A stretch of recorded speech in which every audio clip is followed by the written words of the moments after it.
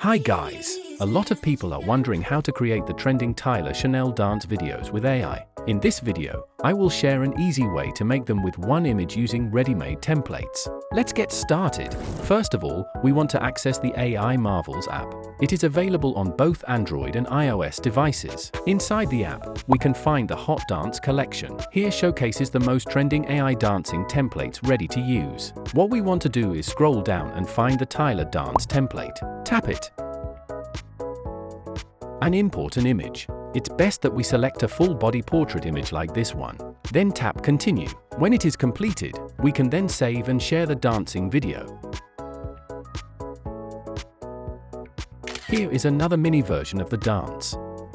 It turns your portrait into baby version automatically, which can add more fun to the video. You may also use it to follow the AI baby dance trends as well. This is another example.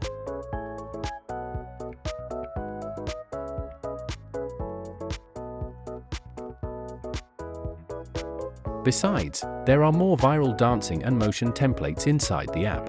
They can help you save a lot of time finding reference and writing prompts. Feel free to explore them yourself.